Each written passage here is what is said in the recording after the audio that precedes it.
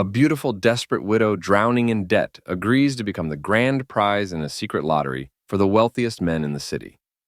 Late one night, Francesca wakes from her deep slumber to answer the ringing phone on the bedside table. Due to the urgent nature of the call, the woman immediately phones her lawyer friend, Cesare. After she gets dressed, she checks on her sleeping daughter, Giulia, and gently kisses the girl's forehead. Later, the lawyer picks up Francesca, and they drive to the site of a vehicular accident swarming with police officers. The woman recognizes her husband's car, and when a cop tells them to move away from the scene, Cesare points out that she's the wife of the person involved in the accident. At the morgue, a prosecutor from the district attorney's office leads the pair to a room. On a table is a lifeless person's body, covered by a white sheet, and Francesca spots the toe tag with her husband's name written on it. However, when the mortician reveals the corpse's face, she insists that it isn't her husband, and the embarrassed employee realizes he switched up the tags on two different bodies. So, the group heads to another room in the building, and when the woman sees her husband's lifeless face, a tear rolls down her cheek. Eventually, Francesca returns home and silently sits next to her sleeping daughter, unsure of what the future brings following the tragic loss.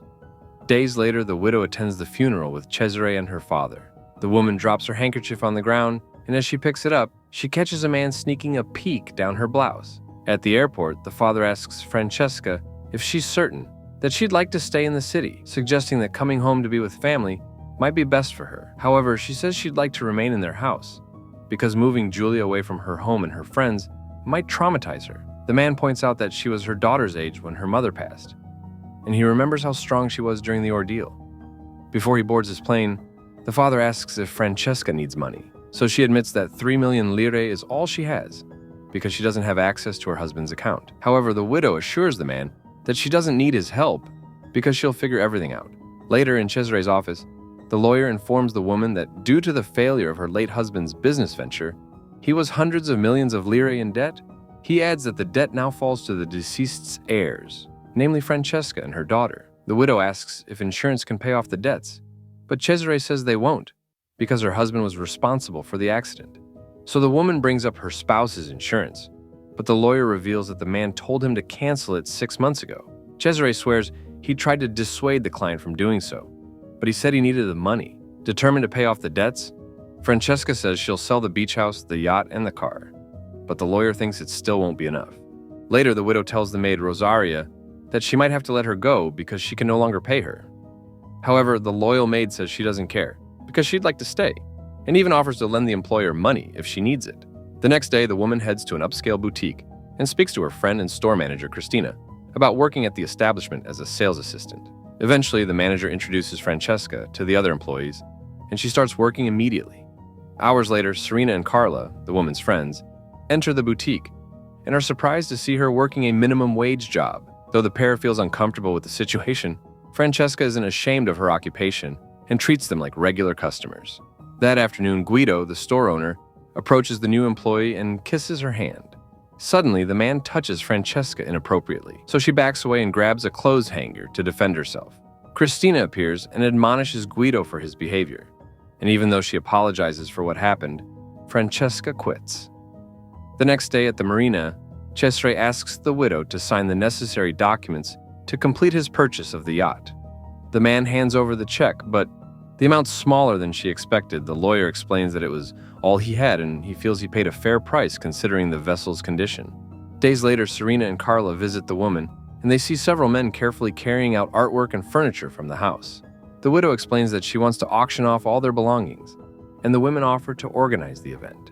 At the auction, one buyer wants the black dress that Francesca's wearing, so she takes the woman to a room.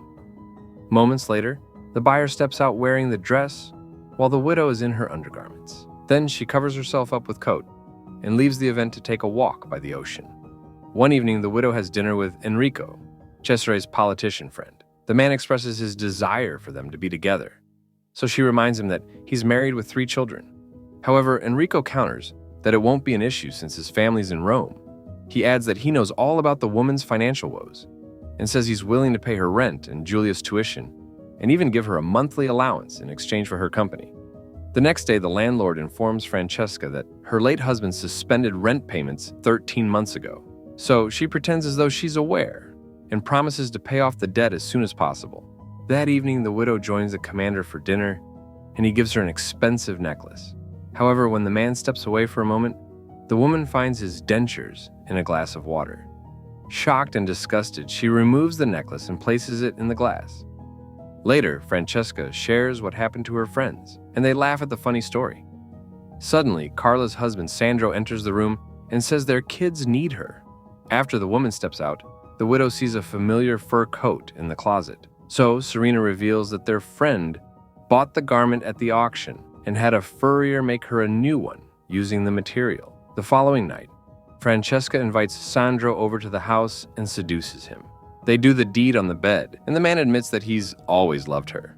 She points out that he and his wife seem to have the perfect marriage, but he says he hates Carla and thinks that she's hideous.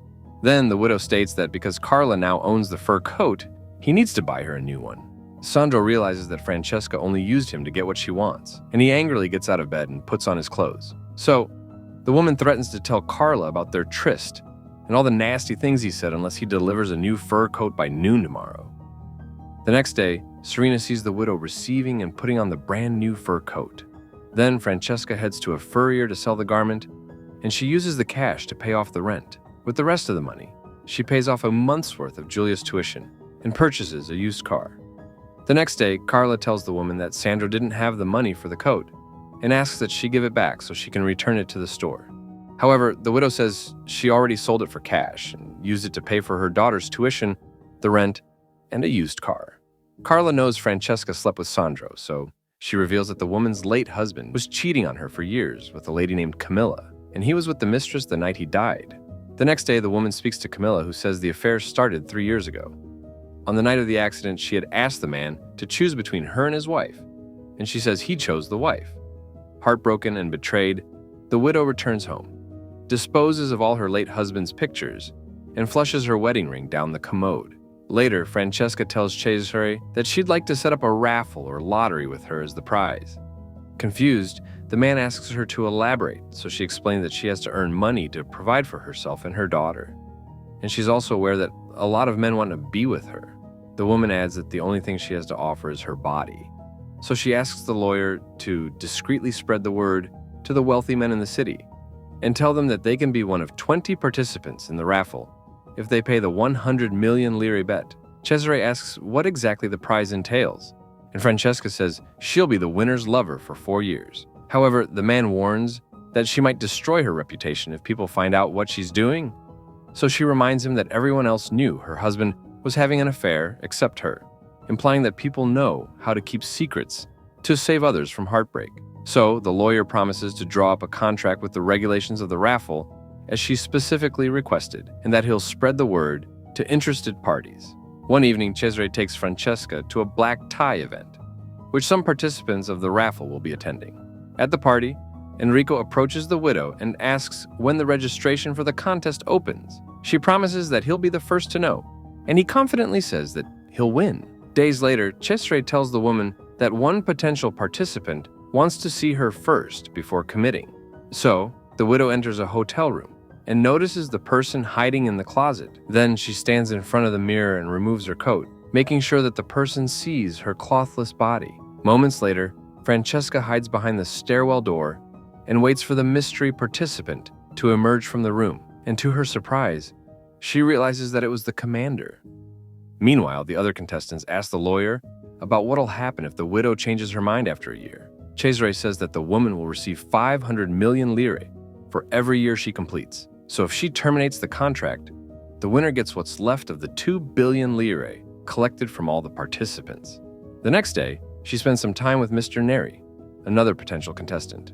The meeting starts fine, but when the man learns that she's only doing the lottery for money, he angrily calls her a vulgar woman and orders her to leave the property. One morning, in the preschool parking lot, the irate Serena says that she knows her husband, Gustavo, signed up for the raffle. Francesca swears she wasn't aware that the man entered the contest and promises to do whatever it takes to remove him from the list. Then, the widow storms into Gustavo's office and demands to speak to him immediately. They exit the office, and the man, who's revealed to be the notary who helped draw up the raffle's regulations, says he won't back out of the competition. Francesca begs him to reconsider, especially since Serena's her best friend. But Gustavo counters that Carla was also her best friend, yet she had no problem sleeping with Alessandro. So the woman asks him to do it for her late husband, who was his best friend. However, the man points out that every single person who signed up for the raffle was her husband's friend. During a fancy party, Camilla approaches the widow and reveals that she's participating in the lottery. Later, Francesca heads to Cesare's place and asks him to return the contestants' money because she wants to cancel the raffle. Unfortunately, he says it's too late, but suggests that they rig the lottery and have him win. So she, at least, ends up with someone she knows won't hurt her. He adds that he doesn't expect them to fall in love, but he'd appreciate it if she cared about him the way he does about her. The widow reminds him that he can't participate in the competition, so he assures her that he'll figure out a way. Just as they're about to kiss, the man's lover emerges by the stairs, cutting the moment short. The next day, Francesca accidentally hits Antonio with her car, and she immediately checks if he's all right. The dazed man comes to and smiles when he sees the beautiful woman by his side. Then the widow takes the man inside the house to tend to his injuries, and he says he's too dizzy to stand up. So Francesca tells Rosaria to take Julia to school because she has to stay and take care of Antonio. When the woman says she can't do anything about the injuries on his face, the man jokes that she can try sitting on it. Moments later, he rises to his feet, but he immediately loses consciousness and falls to the floor. Francesca rushes to his side and tries to wake him up, and when she sees that he's only pretending to be unconscious, she takes him up on his earlier offer and performs the intimate act. The pair ends up spending the afternoon talking and taking a stroll by the beach. That evening, Antonio claims that he's fallen in love with the woman, even though they've only known each other for a few hours. He asks her out on a date, but the widow plays coy and says she already has plans tonight. While Francesca applies her makeup in front of the mirror, she smiles as she thinks about the man. That evening, Enrico tells the widow that he's withdrawn from the raffle because someone found out that he signed up and he's worried it'll tarnish his reputation. Suddenly, they hear a loud greeting from another table, and to the widow's surprise, she sees that Antonio followed them to the establishment. The man introduces himself as the woman's lover, and his antics infuriate the politician. Enrico tells Francesca that they need to leave immediately, but she refuses. So he drags Antonio out of the restaurant and orders his guards to beat him up. Eventually, the widow finds the injured man on the ground and asks what he wants from her. He says that he loves her, and it's only a matter of time before she feels the same way. After dropping the woman off outside her house, Antonio continues professing his love, even though she tells him to forget about her and slams the door in his face. Seconds later, the man breaks down the door and they share a passionate kiss before finally doing the deed. The next day, Francesca and Cesare head to a mansion in the countryside, where potential participant Mr. Perini asks the widow to dress up in his late mother's wedding gown. Once she arrives home, she finds Antonio playing with Julia, and they head to his apartment to make love. Hours later, the man sees the widow leaving without saying goodbye, so she says that they'll never see each other again. Antonio asks if they won't see each other after 4 years, revealing that he's aware of the raffle. To Francesca's surprise, the man says she can still fulfill her obligation to the winner, so the money doesn't go to waste, but that they can also still see each other in secret. However, the woman realizes that he already knew about the lottery before he threw himself in front of her car, and she assumes that he just wants to be with her because of the money. Meanwhile, the prosecutor and his men search Cesare's office because they received an anonymous complaint regarding the raffle. The man says the possible charges are promoting intimate acts in exchange for money, gambling, and unauthorized lottery. The lawyer asks the prosecutor if he's seen the list of participants, and the latter affirms. Soon, Francesca is brought in for questioning, and the prosecutor asks her about the 100 million liar checks all in her name, as well as the existence of a raffle. So, the widow says it's for a charitable initiative, since her late husband's friends wanted to help her and her daughter with their financial woes. She adds that to avoid humiliating the mother and daughter with an act of charity, the raffle was created. However, the prosecutor wonders why it had to be so secretive. So, Francesca explains they had to be discreet to preserve their dignity. Then, the man asks what the raffle prize was supposed to be, and the widow matter-of-factly states that Cesare bought the yacht from her, so it could be the prize for the lottery. None of the participants can get their money back from the widow, so the lawyer tells them that they have to play along with Francesca's story, because her lie helped all of them evade prison time. Meanwhile, the prosecutor rushes through the airport to ask the widow who she thinks made the anonymous complaint. In response, the sly woman shrugs her shoulders and smiles at him. Then, Francesca joins her daughter and the maid as they head off to an unknown destination to start a new life.